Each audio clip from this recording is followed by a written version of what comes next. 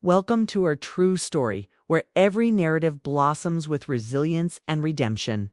If you're prepared for a journey woven with betrayal, discovery, and triumph, please subscribe and share your city in the comments. I am Marjorie Ellis, a 58-year-old widow from Asheville, North Carolina, and this is my tale of overhearing my niece's fiancé's deceitful scheme, unveiling a hidden will, and transforming their greed into a lasting legacy.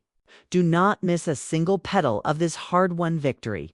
I am Marjorie Ellis, and at 58, my hands retain the delicate fragrance of roses from a floristry career that spanned decades, a scent etched into my very being like a cherished memory.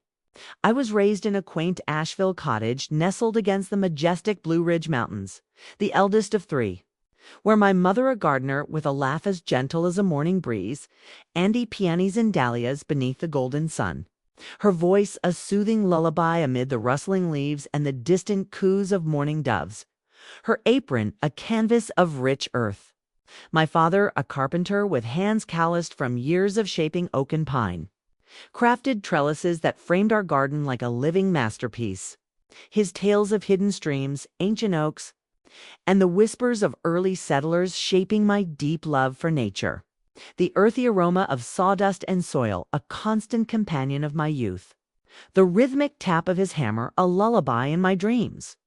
At 22, I earned a horticulture certificate from a local community college, my green eyes alight with dreams of cultivating beauty, spending endless summers in the Blue Ridge Mountains where wildflowers, purple asters, goldenrod, crimson bee balm, and delicate columbines wade in the wind, their vibrant hues painting my soul with hope and strength. The mountain air a healing balm against life's early trials. I met Harold Ellis at 30, a kind-hearted baker whose warm grin illuminated our early days, his flour-dusted hands a comfort as we kneaded dough together in the soft glow of his bakery. And we married after a year of picnics by the tranquil Swannona River, our vows sealed with the sweet perfume of honeysuckle drifting from the banks. The gentle ripple of water, a witness to our love. The smooth pebbles beneath our feet, a foundation of trust. We envisioned a bustling family, our voices rising in laughter over plans for a nursery filled with toy trains, storybooks, and the aroma of fresh-baked bread. But no children arrived. A quiet sorrow we soothed with the rhythm of flowers and the hum of his bakery ovens. The empty crib a shadow we navigated with tender smiles. For 25 years, I nurtured our home. A gift from my sister with its weathered wooden beams that creaked like old friends and floral borders blooming with history roses, hydrangeas, and lavender-rich tapestry of resilience passed down through generations. A sanctuary I tended with devotion, its every corner echoing with my sister's laughter, until Ethan's scheme threatened to tear it apart.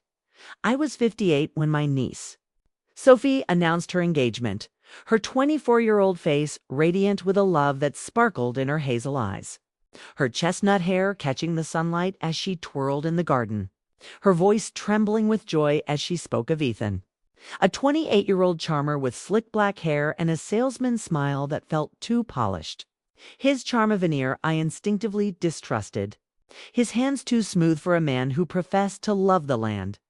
I orchestrated a celebration, a garden party in our backyard with lavender-infused teas served in delicate china cups adorned with floral motifs, marigold cakes embellished with edible petals, and tables draped in crisp linen beneath a canopy of ancient oaks, the air perfumed with the fragrance of roses, the soft hum of bees, and the lively chatter of family and friends, a scene I crafted with the precision of my florist expertise.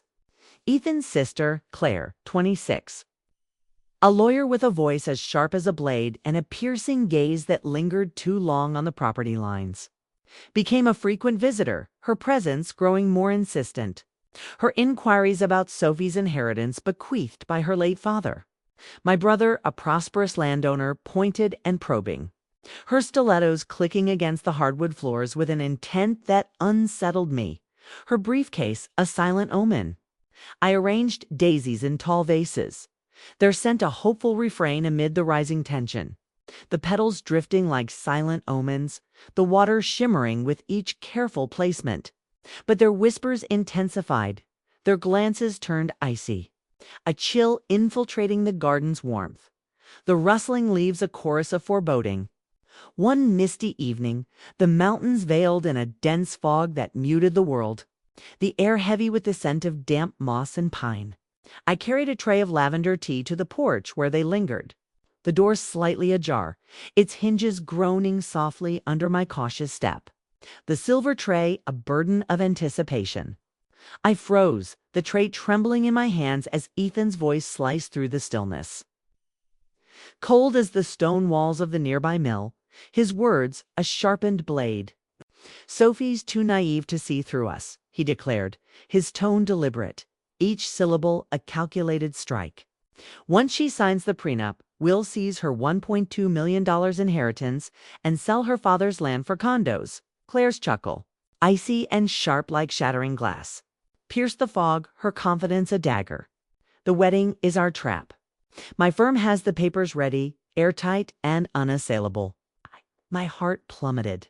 The tea splashing onto the wooden porch, the warm liquid searing my skin as I retreated, the tray clattering softly against the railing, the weight of their treachery heavier than the silver it bore, a wound deeper than the barbed comments I'd weathered from Asheville's elite at garden shows, their laughter now a mocking echo in my mind.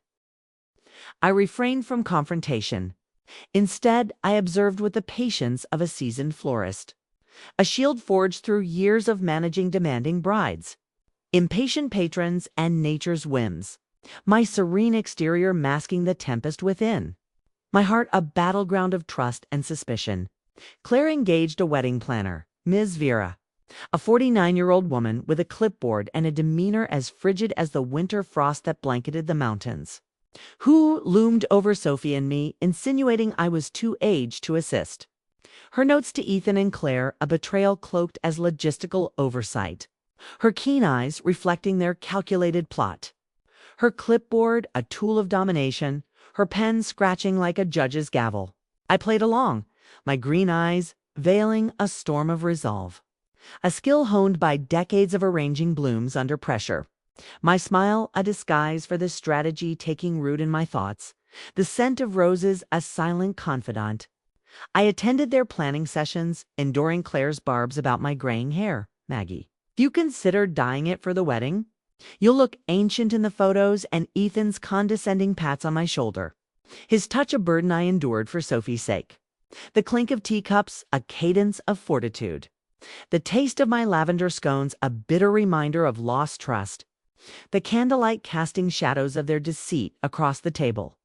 One sleepless night, the house hushed, save for the creak of settling beams and the lonely hoot of an owl perched in the oaks, its call a mournful echo. I ascended to the attic, the air thick with the musty scent of cedar and forgotten memories, the wooden stairs groaning under my tentative steps, each creak a pulse of anticipation, the dust motes swirling in the moonlight, there amid dried bouquets crumbling with age, their petals a fragile relic, old photographs of my sister pruning roses with a tranquil smile, her hands marked by soil, and letters from my father praising my first floral arrangement with paternal pride. I discovered her will concealed within a cracked porcelain vase, its edges chipped like the shards of my trust, the vase a keepsake from my childhood. The document disclosed a $500,000 trust fund designated for Uzo Sophie's education and a codicil appointing me executor. The ink faded, yet its authority undeniable. A blueprint to my niece's salvation and my own. The paper rustling as I unfolded it, the aroma of aged parchment a link to the past, with the discreet counsel of Mr. Tate, a 65-year-old attorney with a steady voice and a reputation for quiet efficacy. His office a sanctuary of oak desks and leather chairs, the walls adorned with legal tomes. I secured the trust under the alias Marjorie Lane. The process a hushed maneuver in the legal realm. The documents a bulwark against their avarice. The ink a solemn pledge. For weeks I strategized in the garden, the roses my silent allies as I sketched plans by moonlight, their thorns a symbol of my burgeoning strength, the damp earth a partner in my covert resistance. The rustle of leaves, a hymn of defiance, the dew reflecting my silent tears. 1. Dawn. With mist enshrouding the hills in a delicate gray veil. The air cool and moist against my skin. I executed my escape, leaving a note. Blossoms hold the truth, penned on parchment with a quivering hand. The ink, a dark vow against the pale paper. And departing with a suitcase laden with essentials. A photograph of Sophie and me at 10, gathering wildflowers in the mountains, the sunlight a memory of innocence, the petals clinging to our clothes, and my mother's opal ring, its iridescent gleam a tether to my heritage, its weight a solace against my heart, the metal warmed by my touch. I boarded a bus to Black Mountain, the engines hum a soothing serenade against the tumult of my thoughts. The other passengers a mosaic of anonymous faces. Their soft murmurs a harmony of shared burdens. The windows framing a world I was leaving behind. The mountains receding like a fading dream. I rented a room in a stone cottage from Mrs. Iris, a 70-year-old herbalist with compassionate eyes and hands stained with the hues of her craft. Her abode infused with the aromas of sage, thyme, and the earthy essence of dried herbs. A haven of wisdom, the wooden beams etched with the passage of time. "You carry a story," she remarked, offering me keys with a knowing nod, her voice a soothing balm. Her hands a chronicle of lived experience. The lines narrating her own harvests and losses, the scent of her apron a comfort. I acquiesced, adopting the name Marjorie Lane.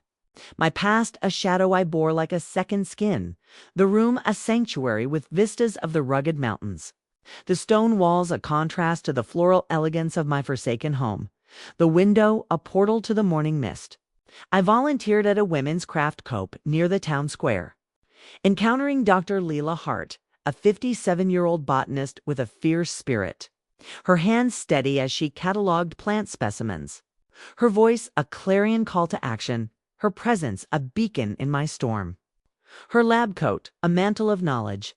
I organized materials, my hands sifting through yarn, dried petals and clay beads, discovering purpose amid the disorder of women rebuilding their lives.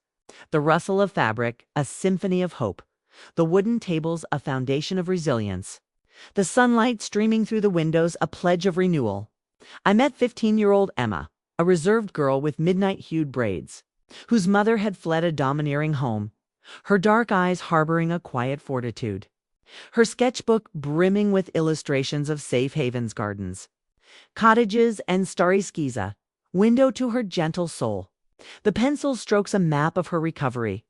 We read the secret garden on the porch, her voice a salve for my wounds. The mountain wind a metronome to our connection, the scent of pine a thread of tranquility. Her petite frame a testament to an indomitable spirit. Her laughter a beacon in the twilight.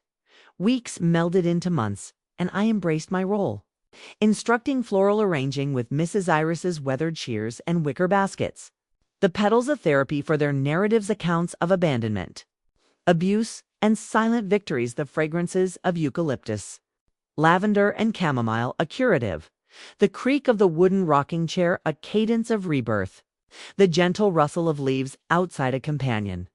The table strewn with clippings, a canvas of aspiration. I encountered Mr. Owen, a 62-year-old potter with a gruff voice and a heart molded of clay, who offered pottery lessons by the creek, his weathered hands guiding the wheel with grace, his anecdotes of the river enriching my plans, his kiln a floating classroom where I mastered the art of creation, the crackle of fire a lesson in perseverance, the clay a metaphor for shaping resilience. Then came Ethan's call, his voice frigid and enraged, crackling through the line like a tempest. "Where are you, Maggie? Sophie's inheritance belongs to us." He bellowed, the words a lash against my resolve. I severed the connection, my heart thundering like a drum in the stillroom, the telephone a burden in my trembling hand. The ensuing silence a deafening roar, the walls seeming to constrict. But the news soon circulated. Dethan and Claire, apprehended for forgery after Mr. Tate disclosed the will. The proof of their scheme to falsify Sophie's father's estate a public disgrace. The headlines a validation of my instincts. the newspaper ink smudging my fingers as I perused, the paper rustling with each page. In court I bore witness, my voice unwavering as I recounted their treachery. The room's oak paneling a solemn stage, the judge's gavel a pulse in the tense quiet. The atmosphere dense with the weight of justice. The spectators' breaths a collective pause. The wooden benches creaking with their anticipation. Emma's depiction of me as a flower guardian, crowned with a wreath of roses and wielding a staff of thorns. Was admitted her crayons a child's verity, her small hand clasping mine with trust, her artwork a bulwark against their falsehoods. The paper crinkling under the judge's examination, the hues vivid against the courtroom's severity. Claire's fabricated health allegations claiming my descent into dementia elapsed under Dr. Hart's meticulous evidence. Her charts an impregnable fortress, her testimony a scalpel slicing through their deceit. Her voice a trumpet of truth, the courtroom humming with assent. The gavel's resonance a period to her words. The judge, a 64-year-old gentleman with silver hair and a stern visage, ruled in my favor, reinstating the trust and Sophie's inheritance. His pronouncement a gavel of righteousness. The room swelling with murmurs of relief, the sound a tide of vindication. Ethan's countenance crumbled, his one sleek hair now disheveled, his suit wrinkled and damp with perspiration. Claire's tears were feigned, her manicured hands quaking as she was escorted away. The handcuffs a chime of retribution, a public humiliation that reverberated through Asheville's social sphere. The gallery's gasps a symphony of astonishment, the air imbued with the fragrance of justice. With the cottage and trust restored to our care, I transformed it into the Ellis Floral Center, utilizing the $500,000 fund to establish workshops on floral design, therapeutic gardens for healing, and legal assistance for women in need.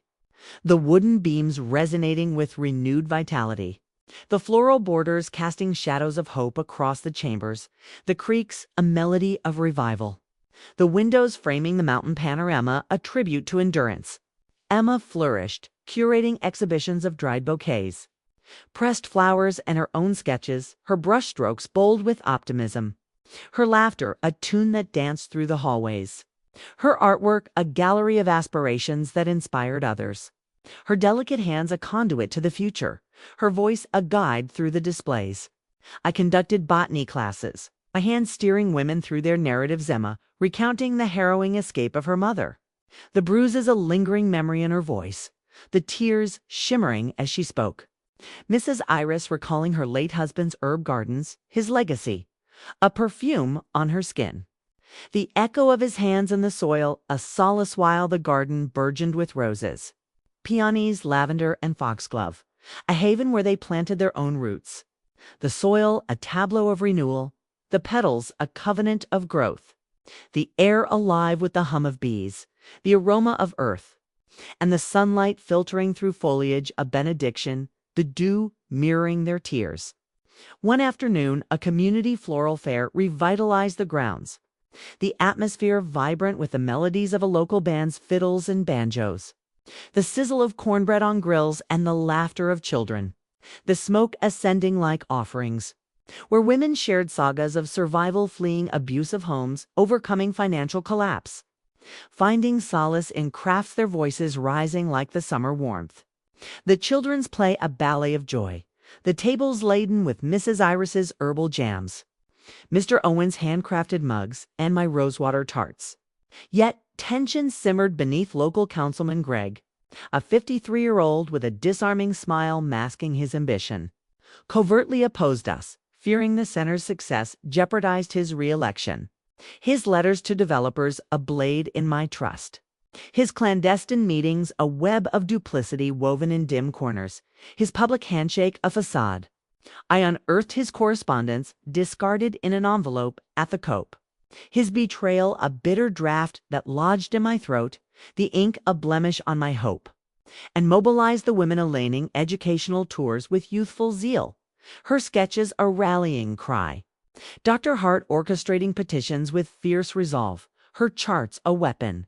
Mr. Owen disseminating word among artisans with his rugged voice to compel his resignation. His downfall a public triumph, the ballot box a emblem of our united strength. The crowd's acclaim a hymn of victory echoing through the mountains. The wildflowers nodding in assent, the air fragrant with success. Months evolved into seasons, and the center thrived like a garden after a spring shower. Its walls reverberating with fresh narratives, the floors burnished by the tread of hope.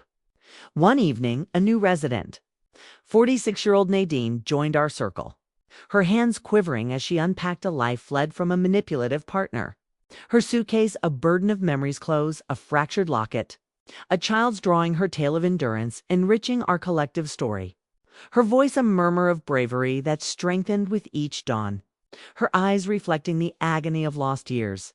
The scars on her hands a cartography of survival. I instructed her in pruning roses. The thorns a metaphor for the fortitude she'd discovered within. The blossoms a sign of her mending. The active bond that united us. The sap staining our hands a mark of shared struggle. The petals drifting like a confession. Another arrival, 50-year-old Ruth, brought a narrative of financial ruin from a gambling spouse, her sewing needles a solace. Her quilt's patchworks of blue and gold a donation to the center. Her serene strength a pillar, her fingers deft with recollection. Ethan, shattered and estranged from his former life, appeared one afternoon pleading for forgiveness. His voice a ghost of its former charm, his eyes hollow with remorse. His suit hanging loosely on his frame, the fabric a shroud of his past. I granted him a gardener's role, his astonishment a quiet triumph as he tended the beds he once schemed to sell. His hands tentative on the trowel, a flicker of the man who'd once gifted Sophie flowers. His redemption a subtle arc that softened my resentment.